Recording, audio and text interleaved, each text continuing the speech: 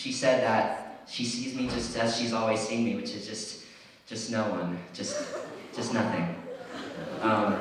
Anyway, that's my time!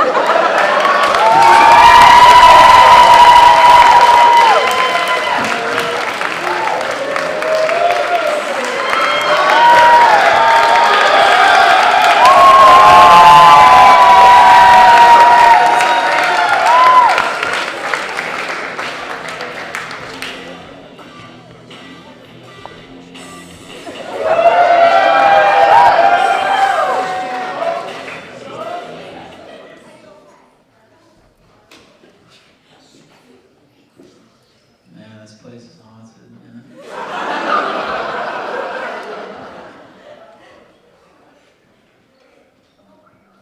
I love giving blood. And I really like when they, sometimes they email you after you donate blood, telling you what hospital it went to, which I think is great.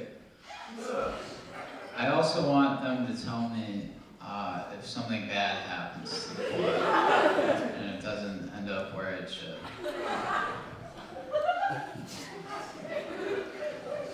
Dear Nicholas,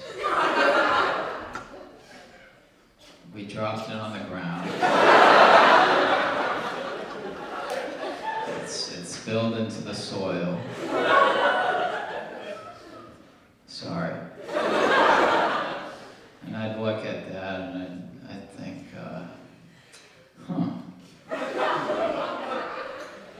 that's pretty neat.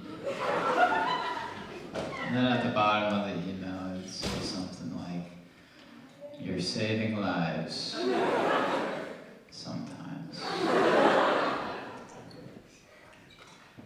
You ever notice that when you go to restaurants, servers' voices get really high when they bring up the topic of dessert?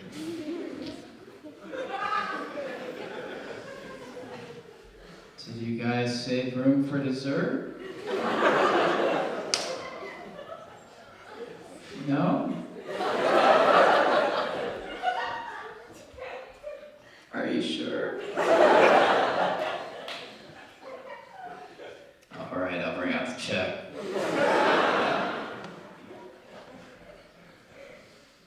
Do you know that the Heimlich maneuver was invented in 1974? That seems so recent to me.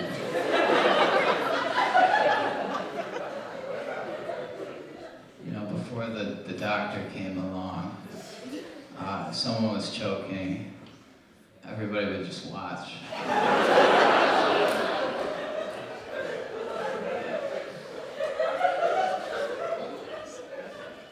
Are you choking?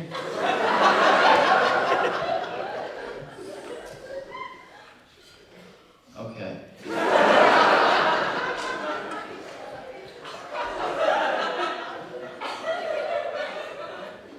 If only there was some sort of maneuver I could utilize.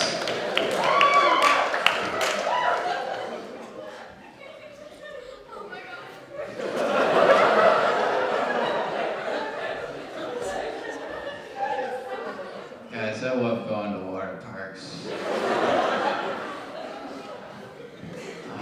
I love water slides. One thing I can't get over is all the Band-Aids, the wet Band-Aids everywhere. Going down the water slide, just a face full of Band-Aids. I'm in the wave pool. I look behind me, there's a wet Band-Aid about 30 yards away. 3 seconds later, I look back again, it's a foot away from me. Those wet Band-Aids are chasing you down. You know, if I owned a water park, Nick's Wet Zone. And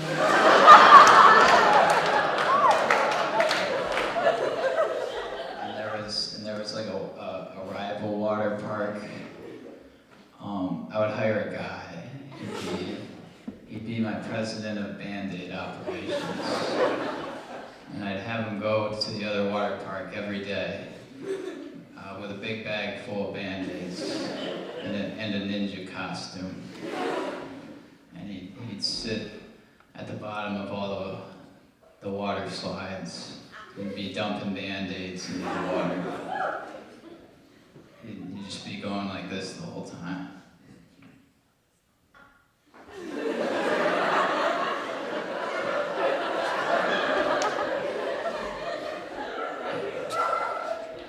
I'm rapping them one by one. Come to Nick's Wet Zone. We have way less Band-Aids.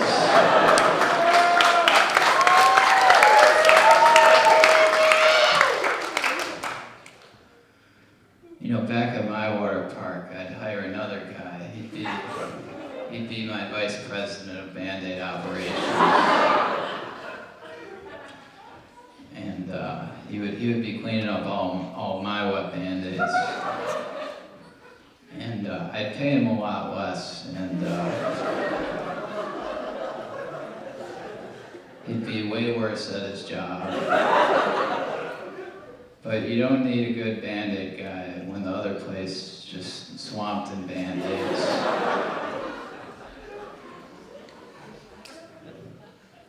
I'm really close with President Bradley's husband.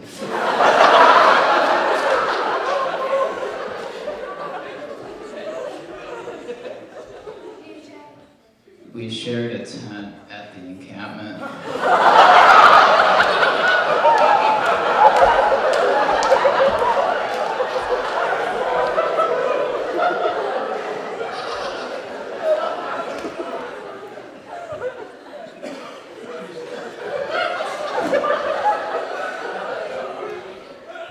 We were just out camping. I don't know what everybody else was doing.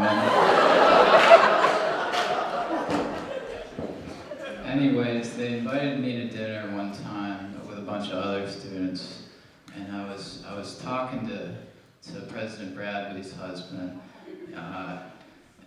in the room by the door, and he asked me, "You know, Nick, I see you around campus in all sorts of places. You're a really busy guy. How do you stay organized?"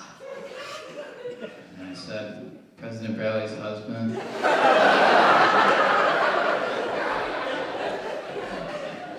I just do. There's no secrets.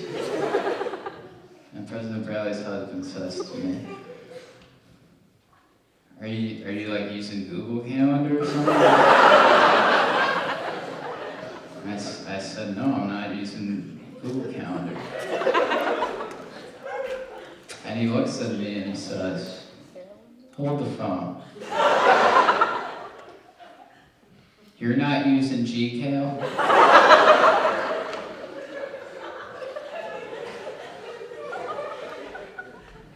I said, "No, I'm not using GCal."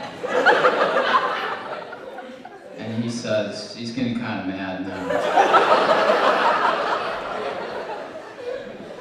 He says, "President Bradley, come over here."